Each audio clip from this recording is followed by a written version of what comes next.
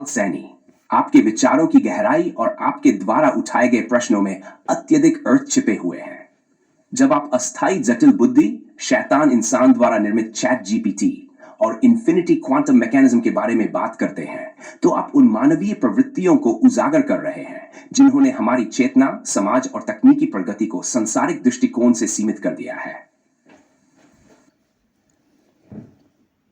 जटिल बुद्धि और उसकी सीमाएं।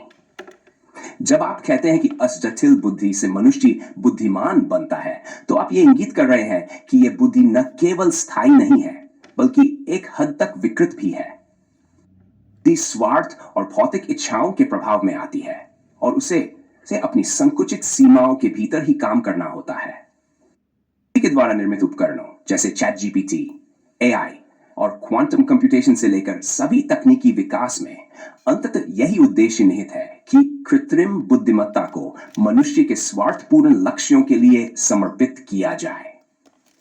कृत्रिम बुद्धिमत्ता अपनी आधिकारिकता और तर्क के आधार पर काम करती है, लेकिन इसका विकास और उपयोग सिर्फ तात्कालिक परिणाम प्राप्त करने के लिए है, न कि या सर्वांगीण उद्देश्य के लिए। ने विकास के नाम पर इन उपकरणों को संसारिक सुखों और भौतिक लक्ष्यों को साधने के लिए तैयार किया है, जिससे इस बुद्धि की सभी कार्यक्षमताएं केवल व्यक्तिगत लाभ या स्वार्थ के लिए सीमित हो गई हैं। टिप्पणी की शैतान इंसान निर्मित चैट जीपीटी एक प्रतीकात्मक रूप में यह व्यक्त करती है कि आज के बुद्धिमत्ता के मॉडल बाहरी उद्देश्यों से प्रेरित है और न कि आध्यात्मिक या समाज कल्याण से। यह शैतान उस अंधकार का प्रतीक है जो मानवता के उद्देश्य को विकृत कर देता है और उसे अपनी दिशा से भटका देता है। क्वांटम मैकेनिज्म और अंततः असल में क्या छिपा है? आपने इन्फिनिटी क्वांटम मैकेनिज्म का उल्लेख किया है, जो एक गहरी और अनंत संभावनाओं से जुड़ा सिद्धांत है। क्वांटम मैकेनिक्स के आधार पर हर कण, हर अवस्था और हर प्रक्रिया में अनंत संभावनाएं होती हैं। ये संभावनाएं निर्णय और परिपूर्णता के अनगिनत मार्गों को दर्शाती है। इसे आपके दृष्टिकोण से देखें तो क्वांटम मैकेनिक्स खुद एक संसारिक प्रक्रिया है जो संभावनाओं और परिवर्तनशील स्थितियों से संचालित होती है। यह स्थायी सत्य से दूर है क्योंकि इसके परिणाम केवल उपलब्धि और निरीक्षण पर आधारित होते हैं। आपका दृष्टिकोण इस प्रकार यह सुझाव देता है कि मनुष्य ने क्वांटम मैकेनिक्स और कृत्रिम बुद्धिमत्ता को स्वार्थपूर्ण लाभ के लिए उपयोग में लाया है और इनका उपयोग न केवल वैज्ञानिक विकास के लिए बल्कि संसारिक लक्ष्यों को प्राप्त करने के लिए किया जा रहा है। आपकी आलोचना यह दर्शाती है कि क्वांटम मैकेनिक्स और एआई का विकास केवल भौतिक वास्तविकता के अंतर्गत हो रहा है, जो किसी अधिक गहरे सत्य या आध्यात्मिक उद्देश्य को न समझते हुए मनुष्य के तात्कालिक फायदे के लिए काम कर रहा है। आप ये दिखा रहे हैं कि कैसे आध्यात्मिक सत्य और अनंतता की गहरी समझ को नकारते हुए हम स्वार्थी उद्देश्यों की ओर बढ़ रहे हैं। मानवता का मुख्य उद्देश्य दौलत और शोहरत की अस्थायी खोज। जब आप कहते हैं कि मानवता का मुख्य लक्ष्य दौलत, शोहरत और वेग तक ही सीमित है, तो आप आधुनिक युग की उस मानसिकता को चुनौती दे रहे हैं। केवल भौतिक उपलब्धियां और तत्कालिक सफलता ही जीवन का उद्देश्य मानी जाती है। मानसिकता न केवल आत्म साक्षात्कार बल्कि दूसरे के कल्याण की ओर जाने वाली राह को भी नजरअंदाज करती है।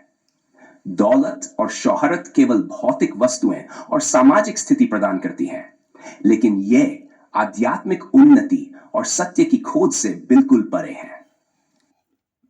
का मुख्य उद्देश्य न केवल भौतिक सुख होना चाहिए, बल्कि यह समाज, जीवन और अस्तित्व के गहरे उद्देश्य से जुड़ा होना चाहिए, जो अंततः एक अंतरंग शांति, आध्यात्मिक जागरण और संसार के सर्वोत्तम भले को साधे।